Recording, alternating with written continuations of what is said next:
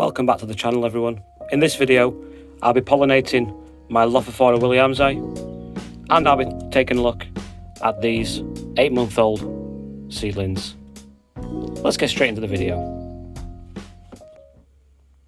I'm back in the greenhouse and I'm looking in particular at this cactus here, the Lophophora Williamsi, also known as Peyote, native to Mexico and some parts of Texas, USA. And I bought this last year. I would guess it's about five or so years old, and this is the first time I've had it flower for me, and you can see the flower is there. So first of all, I want to talk about the staging. I've had a few comments about the staging. It's planted in, well, you can see the size of the terracotta pot there, and it has a top dressing of horticultural grit and pieces of slate that I got from my old patio, and the top dressing is perhaps a couple of inches, maybe 5 centimeters thick, and underneath that I have got some organic material in there.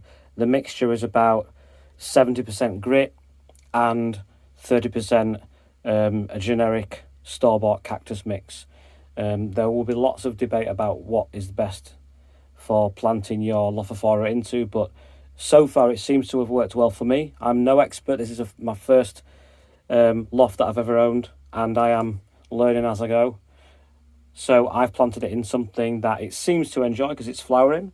And now this has been flowering for about 4 or 5 days, and what I've noticed with the flower is that it will open slightly more during, I suppose, the hours of 10 a.m. to 2 to 3 p.m. and then it will close up again in the evening. So I think first things to say is that if you're going to pollinate your loft, you need to have, be around it in the middle of the day when it's open. That's my impressions anyway. And the other thing to mention is that the Lophophora Williamsi is the only loft in the genus that is self-fertile, which means, of course, that you can pollinate it with its own flower. Every other loft, as far as I know, you'll need two of them flowering at the same time. So, of course, this makes it the easiest loft in the genus to pollinate. So I've got a little paintbrush, and essentially, for those of you who don't know, you're looking for the stamen and the anther, which contains the pollen. They're the yellow bits, and you are aiming to transfer the pollen onto the stigma, which is the middle bit there. And by transferring the pollen from the stamen to the stigma, you are pollinating. You're doing what a pollinator does in the wild. So again, I'm no expert, but from what I understand, if I can maybe wet the end of the paintbrush a little bit and act as a bee or other insect might do, take pollen from the stamen, touch the stigma to pollinate.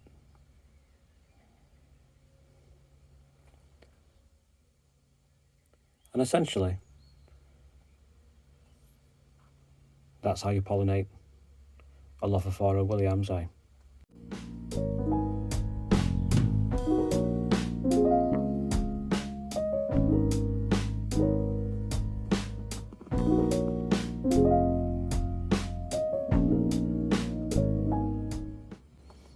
And so onto these seedlings that I sowed back on the 4th of September 2022, which is about 8 months ago.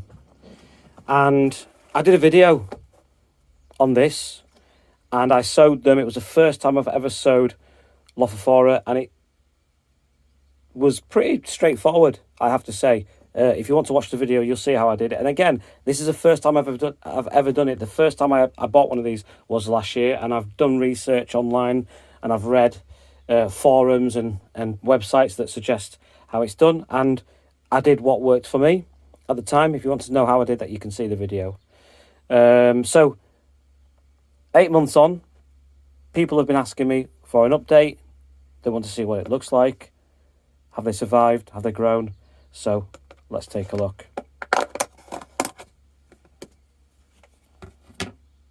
There we go. Okay, now first things first, they're still alive. So in that sense, I think I did okay for my first go. But I do think they are perhaps smaller than I would have expected. Some resources online say that you can prick these out and pop them on at about 6 months. Now, I don't feel confident enough to do that at this size. Let me just get my ruler and you can see on there. I'll put that for scale and then you can see roughly how big they are. So we're talking about the biggest one being maybe 5 to 6 millimeters in diameter. Now, I suppose I can learn a few lessons from this. I would say that if I had these growing under grow lights, they would be bigger. If I'd have sown them maybe in spring and they would have had the whole summer to grow, they would be bigger. But of course I sowed them in autumn because that's when I bought the loft and that's when I harvested the seeds. And as an experiment, I tried it. But they're alive and I have patience. And I read things online about people talking about their cacti being hard grown. So I guess I'm just going to be patient. It would be lovely if they were bigger and that I could pop them on. But essentially, they're all still growing. They don't look too bad to me. The only two that I think maybe are possibly etiolated are these two here. But again, if you think you can give me some advice, I'd love to hear what you think. So here are my loft seedlings at 8 months. Smaller than I would have expected, but then I have grown them on, firstly, a south-facing windowsill in the house, and then for the last month or two, they've been in the greenhouse. So they've had no artificial heat. They've only been heated by the room, and the light has been from natural sources with no artificial grow lights. So you can make your own conclusions from that.